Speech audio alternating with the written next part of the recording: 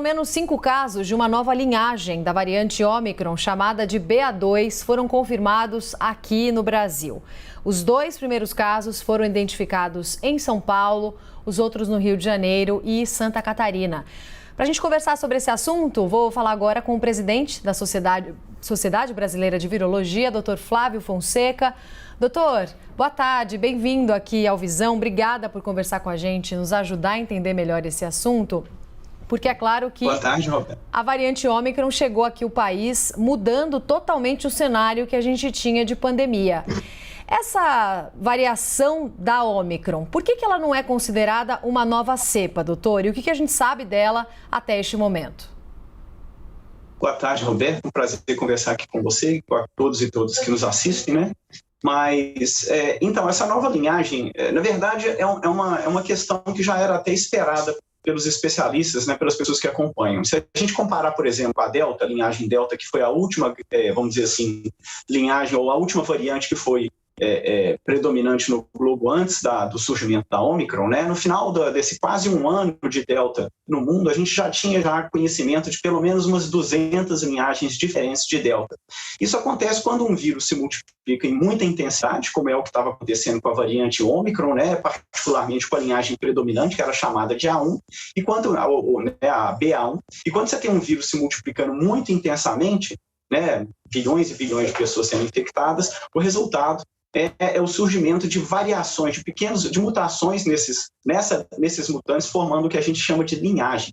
Então, essa linhagem BA2, ela é uma linhagem que provavelmente, né, possivelmente, se originou das linhagens iniciais de Ômicron, provavelmente a BA1, né, mas já apresentando algumas mutações. E quando a Ômicron, né, a BA1, que é essa linhagem que é predominante no globo inteiro, alcança um número tão grande de infecções, as pessoas começam a ficar resistentes a novas infecções. E aí isso cria um vácuo, vamos dizer assim, onde linhagens com pequenas diferenças, como a BA2, se aproveitam e entram naquele espaço, naquele vácuo, para preencher essa ausência da BA1, que começa a diminuir o seu número em vários países, né?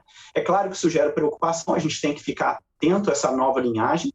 Ela apresenta diferenças, são 20 mutações diferentes do que a linhagem predominante, que é a BA1, né? E a gente ainda precisa esperar para entender se ela apresenta algum risco aumentado, o que ela vai significar em termos de impacto epidemiológico. É importante manter a vigilância nessa nova linhagem para ver realmente se ela vai se tornar uma preocupação ou não. Sim, mas até agora não há nenhuma evidência de que ela seja mais resistente à vacina, por exemplo, né, doutor? Existem alguns estudos já, na verdade, muito pouca coisa, né? As autoridades de saúde no mundo inteiro, né, elas têm reforçado que a gente ainda não conhece exatamente todo o potencial, tudo que essa linhagem BA2 pode representar. Há alguns indícios, né, que, como ela sofreu novas mutações, ela pode impactar ainda mais, sim, a eficácia da vacina, mas não seria um impacto gigantesco, né? Se a linhagem predominante, que é a BA1, ela impacta a eficácia da vacina num determinado percentual, que não é tão grande, é importante dizer, as vacinas continuam funcionando, a BA2 pode aumentar um pouquinho ainda esse impacto, mas isso ainda é conjectura, a gente ainda não tem certeza sobre esses novos dados. Mesma coisa a questão do potencial de disseminação, né? Alguns dados sugerem que ela pode se disseminar um pouquinho mais rápido que a linhagem BA1, mas mesmo esses dados ainda precisam de estudos, de acompanhamento mais substancial para a gente ter essa certeza. Tainá Falcão tem pergunta para o senhor também. Tainá.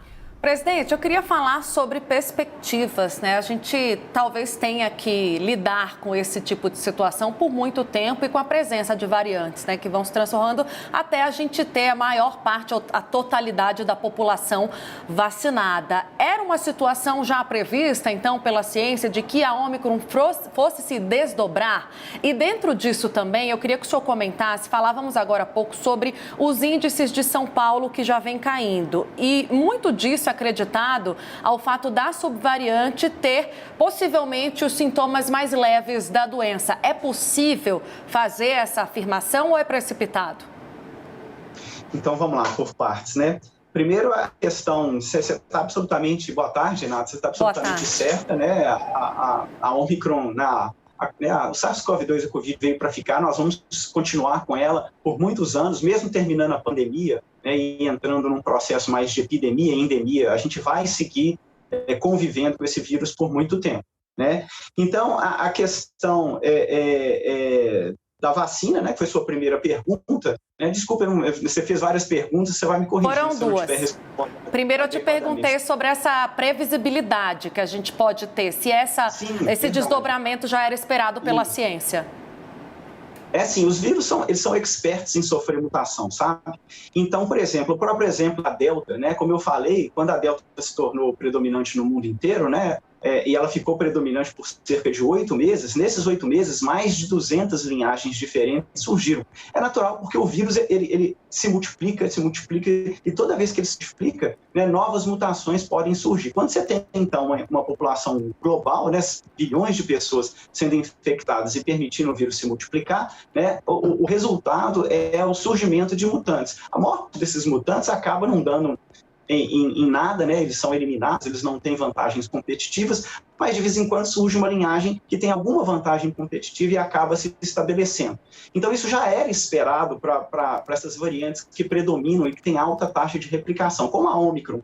É uma variante que ainda possui uma taxa de replicação e de disseminação ainda maior que a Delta, né? A gente já especulava que que novas linhagens pudessem surgir a partir dessa disseminação intensa, né, da Ômicron pelo mundo. Né? Isso a gente está acontecendo. A BA.2, né, ou BA2, provavelmente não vai ser a última linhagem, outras surgirão, e é importante manter essa vigilância genômica até para detectar se tem alguma dessas linhagens, ou até uma nova variante que apresente um risco global mais agudo, mais importante.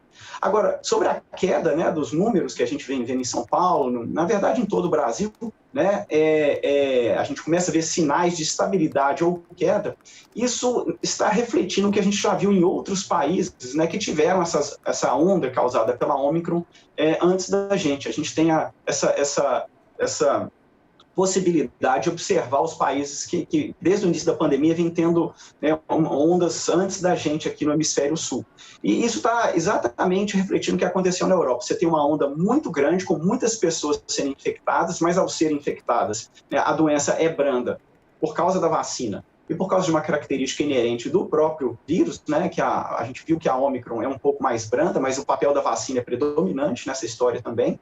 E a partir do momento que você tem muita gente sendo infectada, essas pessoas que são infectadas tiverem infecções brandas, ficam resistentes a uma nova infecção pela Ômicron, né? Então isso começa a reduzir a quantidade de gente que o vírus consegue encontrar e infectar. E o resultado é a queda, né, um número decrescente de casos dia a dia. A gente vai observar, está previsto mais ou menos para o Brasil, um cálculo epidemiológico, né, que o pico da Ômicron aconteceu agora no final de janeiro, nessas primeiras 2 semanas de fevereiro, e a tendência depois é ele entrar realmente num decréscimo bastante acentuado. Resta saber se esse vácuo, né, que eu estou chamando aqui de infecção vai ser preenchido por uma nova linhagem, por uma nova variante. A gente espera que não.